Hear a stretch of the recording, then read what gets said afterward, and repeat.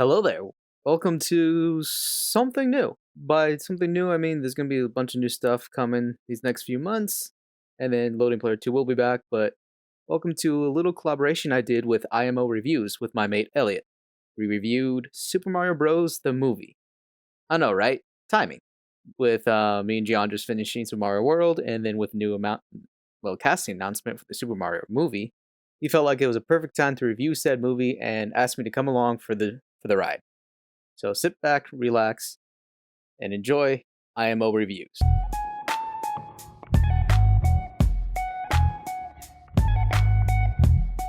Hi everyone and welcome back to my channel. Today we have done something a little bit different. This is my first collaborative review. Myself and Dominic Rocha. Hey, wait, hold on, time out. This is on me. This one's on me. I never told you how to pronounce my name. Good try. And for anyone who was ever curious, it is Rocha. Like row in your boat. Cha. You get what I'm saying. I hope. Speak about the 1993 Super Mario Bros. Movie at length. We also discuss our excitement and our thoughts towards the new Illumination Super Mario Bros. Movie that's coming out in the next year or so. It's quite the informal chat, this one. It isn't the normal review standards that we do, so maybe you want to put your earphones in and get on with something else. It's a little bit longer than usual. But yeah, I hope you enjoy, and by all means, please check out Dom Rocker's This is on me. channel. I will put a link in the description below. Super Mario Brothers. Your first thoughts? Oh God, I was writing it down as I was watching it, and it's literally my first thought was, I can't believe I'm watching this. I can't believe I watched this. It started out really good for the first 2 seconds when they played the Mario theme, and then it just went downhill from there. Yeah, it did. That's not bad saying, actually. You hear that bit of music and you're like, maybe there's a chance this has a good film here. And then 2 minutes later, it's like, no, we're in for a ride. And what a ride it was. There's so many just what the fuck moments. The whole movie was that. So it starts with this really strange dinosaur sequence where they're talking about how dinosaurs want to come to modern day Brooklyn, I think, from what I remember. And I just really struggle to understand how people sat down in a room to discuss the plot of a Mario film, and that's where it went. We're going to try and bring dinosaurs to modern day Brooklyn. I wrote this later, but it was one of those things where it's like, someone had to write this. There was 3 writers on this, and I'll get to their names later, but I felt like this was one of those things where there was a movie that someone wrote, and it had nothing to do with Mario, but then I forgot which company decided to make a Mario film. They're like, okay, we got the IP to Mario, we don't know what to write about Mario, let's just slap it on top of this movie that someone wrote, and then here's the Mario Bros. Oh yeah, no, I think you're 100% there. That explains a lot, if that is what happened. It sounds like, because this came out in the 90s, right? Yes, 1993 it came out, so Yep. yeah, there, and it kind of shows, really, doesn't it? It really does. Because I know people watching, they're like, why do we need to start in New York and not the Mushroom Kingdom? It's that the game is right there to use, and no one wants to make an adaptation. I mean, they are now, but Yeah, that's going to be interesting. I'm excited and worried for the new one, if that makes sense. I think there's some good choices. I think Jack Black as Bowser can be.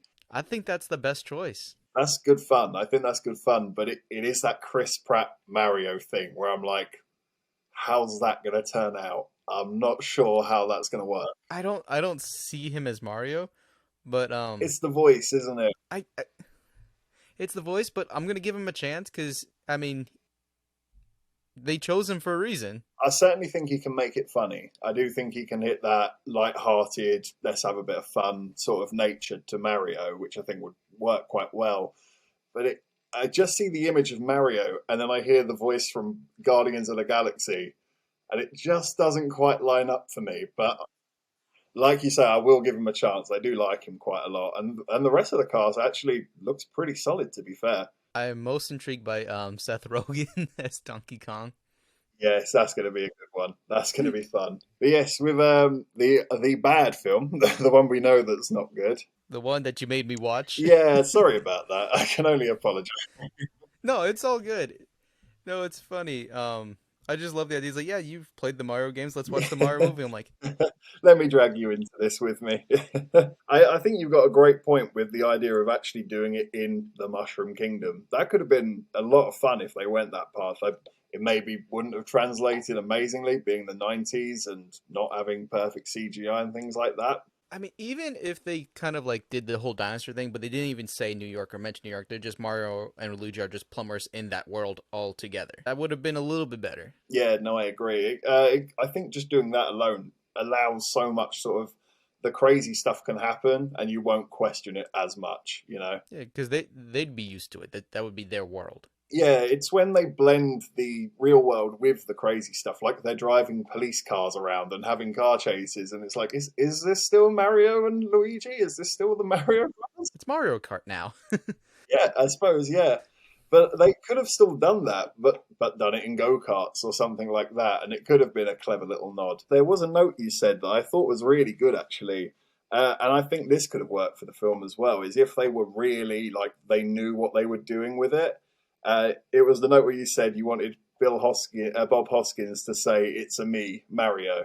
Oh yeah, at the end, because they're like, "Oh, who are the plumbers? Like, who are these plumbers?" And then at the end, when Mario has this battle with King Koopa, I would have loved King Koopa to say like, "Who are you?" And then just Bob Hoskins just like in his voice, just like, "It's me, Mario," or something like that, super dramatic, and that would have made the film for me. Oh, I agree. I actually think it would have played quite nicely. I think it would then sort of give the film a pass to just be goofy, just have a bit of fun, take the mick out of yourself at times. Talking about the performances, did you like Bob Hoskins and John Leguizamo? Did you think they were good or could have been better?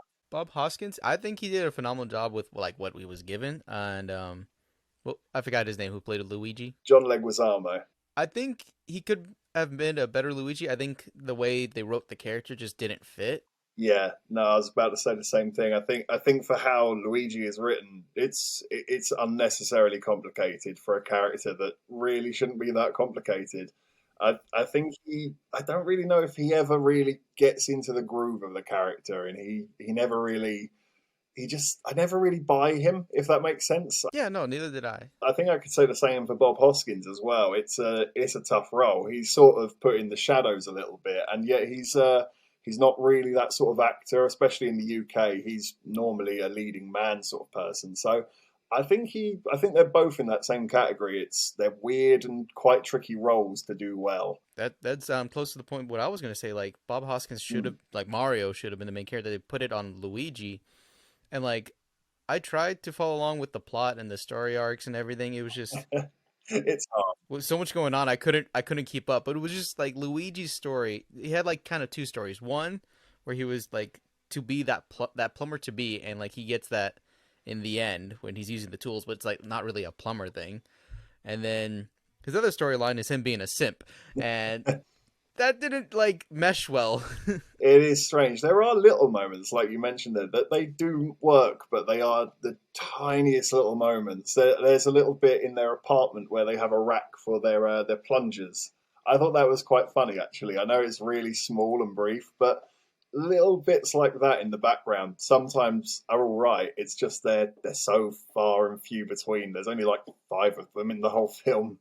There's only like 5 scenes where it's like this works as a Mario film, like especially like the plumber bit where they're closing the pipes and stuff to like let the office building cool down. Mm. And I thought that was pretty cool, at least as a plumber take. Yeah. And then going off of that, when Mario rescues all the women who were kidnapped, and they go down the ice chute, I want to say that was a reference to Mario 64 when like you go to the ice world and you have to race the penguin. Yeah, do you know, I didn't see it at the time, but when you said it in the message, I was like, yeah, I think it might be actually. Didn't clock at all, but when you said it, I was like, that does ring a bell now, actually. I do remember skating around with penguins. It could be. I hope that was just someone's idea. Maybe that was something they had to do contractually, like with product placement, like, oh, big up this game and big up Mario Kart and things like that. But the way the film actually turned out, they kind of had to do it in this weird way and not just be on the nose about it. So Princess Daisy, that was the next point I was going to make. So why do you think they went for Princess Daisy? Because I'm not like super well versed with Mario, but to my knowledge, it's always Princess Peach that does the saving. And I don't know what conversation made them go subvert your expectations because it's going to be Daisy. I don't really get that. And I'm not that well versed with Daisy in the lore of Mario and stuff, but and it was an interesting choice. I mean, they could have gone Peach and then the whole Mario route, or they could have if they wanted to go crazy, go with like the first Mario appearance and have it be Donkey Kong as the villain, and then he's trying to save Pauline. I think that could have been fun, actually. I mean, it might have been difficult because I mean, a big angry ape and the CGI, or do you get someone to do that in a suit, for example, or makeup? That could be tricky, but I do think that could be fun. I mean, it sticks to the spirit of the game, really, doesn't it? Mm-hmm. But it would be lacking on story. It's a simple story of Mario Plumber goes up a warehouse dodging barrels. Yeah, climbing ladders. There's a character arc somewhere in there. Somewhere we can find it, yeah. How did you feel about that crazy world that they step into when they go into that very convincing portal? 1990s Detroit. No, I'm kidding. No, it just as soon as they entered the different world and it just being basically underground like New York, and it felt like you didn't really enter a new world. You just entered a crazier place. Yeah, the police station raises so many questions for me. Like, why are they still wearing fairly normal uniforms? Like, apart from like a strange spiky leather jacket, it's pretty much a cop uniform. It's because this world grew in a like not even parallel, just a different universe. You would think it would grow differently, but it's just the exact same. It's just less. Yeah, and with just a lot of goo and fungus around. Well, the goo and fungus was a person. Yeah, we need to get to that as well. I can only describe it as a gooey testicle that hang from the ceiling. It's a bizarre choice. I don't know how did it ever get to that. I'm telling you, someone wrote a film and then someone else just slapped the Mario IP on top of it. Yeah, I mean, if you said this was some sort of like alien movie and that was the end result of like this weird thing hanging off the ceiling, that would make a bit more sense. I don't know if it'd be good, but it makes more sense than being in Super Mario Brothers. Yeah. It removes from the character of Daisy. I think she's okay here for what it is. She does get a little bit of backstory with the idea that she was from this land and she doesn't really remember it or anything like that.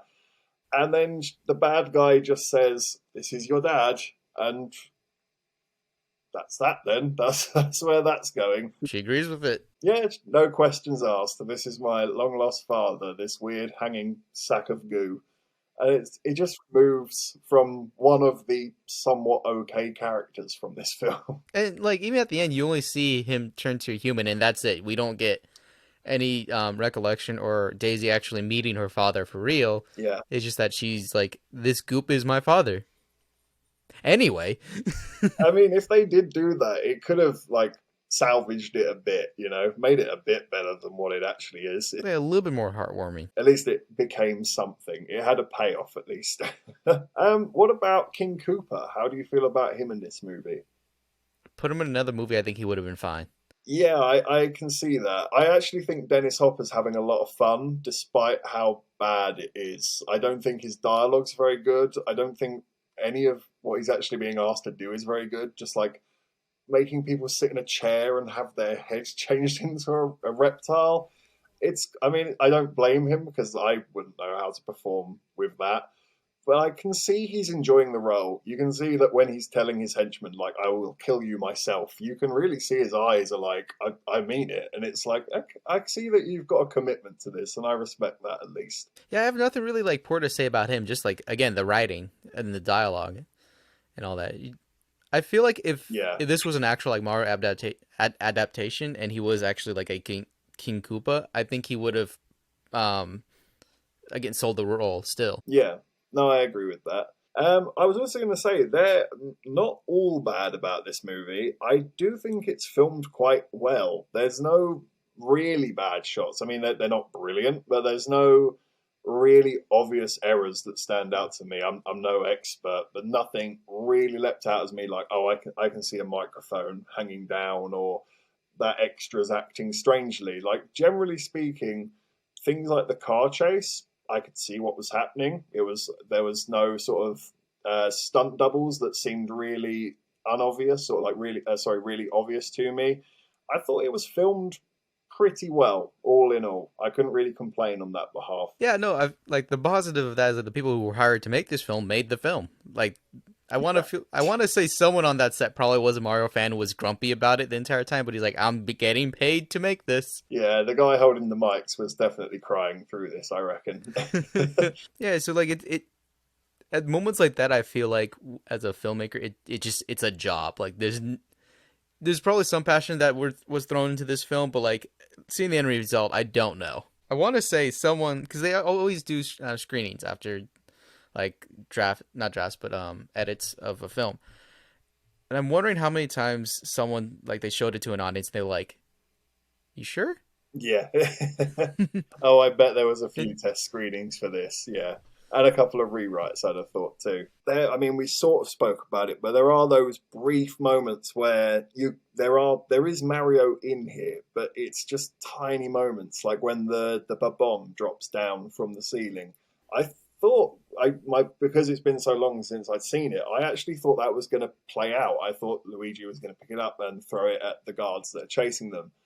And then Mario just pulls him away from it and says no. And it's like, so you wrote the opportunity to do something Mario, and then you actively wrote to not do that. That seems like a strange choice. even in the end, when they do it, and like you just see Bob Hoskins winding up the toy, it's like, I thought you were just gonna throw it at him. Yeah, Like that would have been the simpler case. I'd have thought so.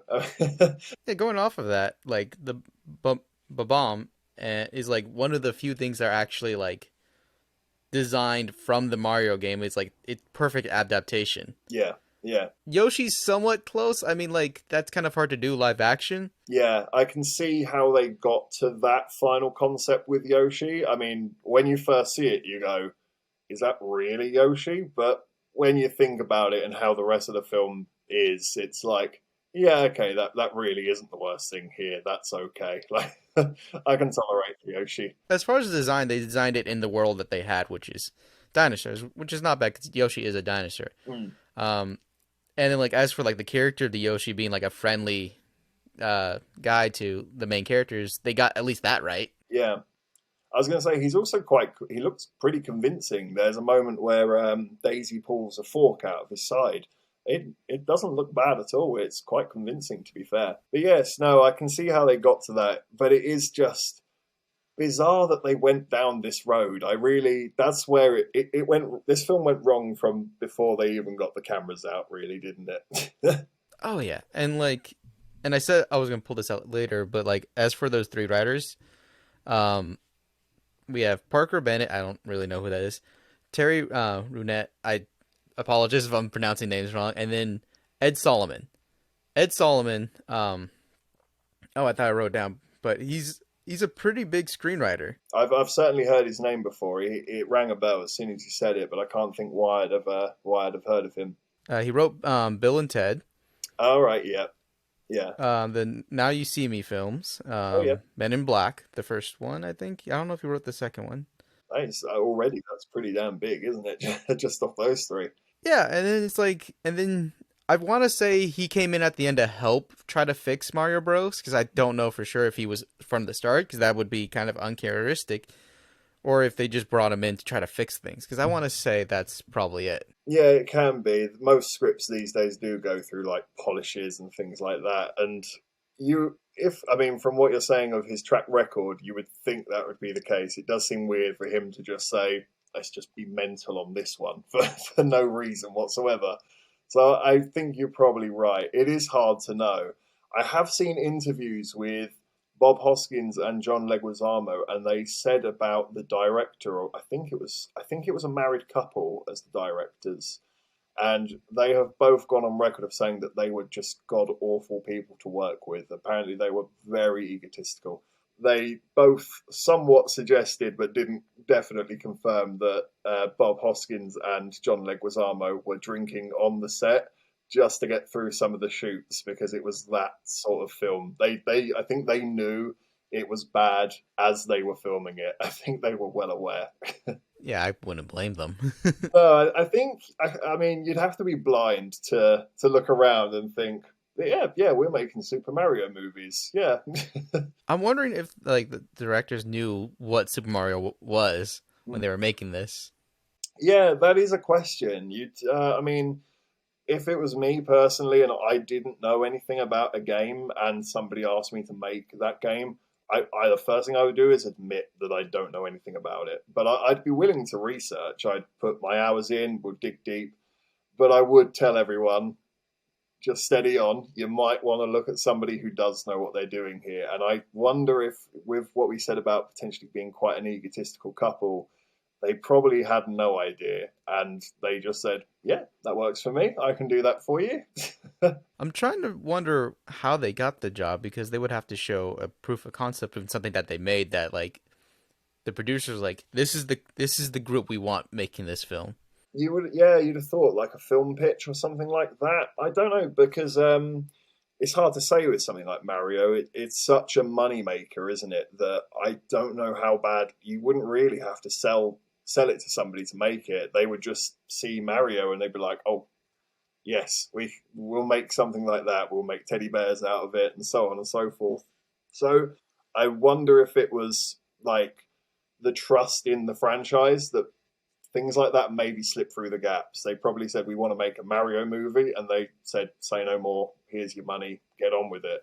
Because it does seem strange that I don't know where the deviation happened from the Mushroom Kingdom to this very strange 90s underground type of film. Let's just going to have a quick look on Rotten Tomatoes to see how it's viewed on there. Super Mario Bros. Oh, wow. Yeah, not good. So the tomato meter is 28% and an audience score of 29%. It was not reviewed well. I mean, 29%, if you look at it, is like not that bad. There's people who like it. So yeah, I think we've covered everything. Unless there's anything else that you can think of, if you wanted to give a general consensus on the film. I'll give my conclusion. You can give your conclusion if Yeah. you want to go that way. So I'm just going to read word for word from what I wrote down, which is I can sit here and say what they could have done differently or keep complaining about the film. But for what it is on face value, it got the job done. It took an hour and 44 minutes off my life, and I enjoyed parts of it. 2 out of 10. You're a kinder man than I am. Word for word, I actually wrote, you can feel the acid and cocaine that was consumed through the making of this movie. That's quite strong. But in conclusion, it's pretty shit from start to finish. But I have added that with friends and alcohol, it could be one of the funniest nights you can have in a long time. It just picking out the bad things and where they went wrong and just getting drunk and just having fun with it for what it actually is. In that standard, it's a good movie. It's a good bad movie. But as an actual Hmm. movie, I've got to give it a 1 out of 10. The only good thing I can find is that it's competently filmed. Apart from that, I'm really like, you got to give me something. You got to give me something if you want to get a higher score. Yeah, I definitely gave it the 2 just for the opening scene. That's it. Not even opening scene, opening music. That's it. Yeah, they got that right, I suppose. And the little bomb. So yeah, I suppose there are little moments in there that could get a second point. I can see that. It's just a film sprinkled with Mario. Before we go, your general thoughts towards the new movie? Excited, looking forward to it. Do you have any idea as to what they're going to do with it in plot and things like that? No idea. I just hope they don't go back to New York. Yeah, I don't think they will. Just from the designs that I've seen, I haven't really driven that deeply into it, but already the designs look pretty good. I think they are gonna. I hope they're gonna do it in the Mushroom Kingdom, and they're gonna stay somewhat game accurate. I hope. I think Nintendo is really staying with like the production as it goes along, just to make sure like this like film that we just reviewed doesn't happen again. Because I know afterwards Nintendo didn't want to make or sell their IPs for films like forever until this came along. Yeah, and the one thing that does worry me is that it's Illumination, and I worry if it's going to be a little bit too corporate. Like you see how the Minions have become, like they sell toys for first and foremost. It isn't really about the quality of the picture; it's about merchandising and so on. And I do worry about that a little bit. Is this going to be a bit of a merchandise gimmick type of film, or are they? Is this actually going to be a genuine fan film, people who like Mario to enjoy? Or hopefully, I mean, maybe a bit of both. It could well be a bit. That's what I'm gonna guess too, because usually with Illumination, like their first films are usually a hit and everyone loves them, and then like afterwards is when they start merchandising, and the sequels are just to sell more. Yeah, absolutely. And I think there is some hope when you think. I know it's a different gaming franchise, but when you look at Sonic the Hedgehog from, was it last year or the year before? Last year, yeah. Yeah, that was received quite well. And when you look at, when do you remember that first trailer we had of it, and how everyone was a bit worried, but they listened to the fans and they fixed it up, and it was a pretty good film for what it was. I certainly enjoyed it a lot more than I thought I was going to. I thought it was going to be terrible, and I came out sort of going, not bad. That was all right actually. So I do think seeing that recently does give me a little bit of hope that maybe these gaming movies are starting to find a stride a little bit, rather than the pretty awful track record that they have in the past. Yeah, no, I'm wondering if this is kind of like the start of like how superhero films were back in the 90s, how it was starting to gain traction, and then where we're at today is the next phase of Hollywood video games, hopefully, finally. I think so. I think when you look at other upcoming projects, there's The Last of Us coming up. I think that's going to be pretty successful. I wasn't the biggest fan of the second game, but I am still going to check out that show. Immediately when I saw the pictures, I was like, okay, this looks pretty accurate.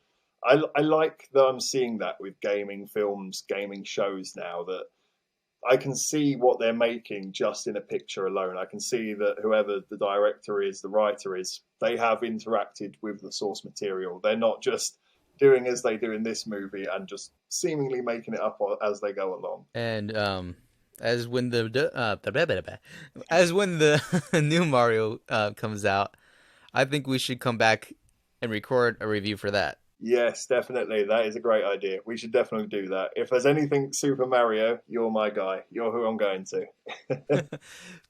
Don't. If you ever see my videos, I'm terrible at the games, but that's the fun of it. Oh, don't worry, I'm the same. I still play them though. I'm awful at Sonic the Hedgehog, and yet I still just go to it. It's such an easy sort of switch your brain off and just get into the groove of it type of game. They're usually the best ones. Absolutely. But yes, anyway, thanks for reviewing Super Mario Brothers with me. I'm sorry for making you watch that god awful movie. It was a ton of fun just to be able to do this and collab finally. Yes, finally. It's been good fun. I've enjoyed this. So thank you very much. Yeah, no, thank you for having me on.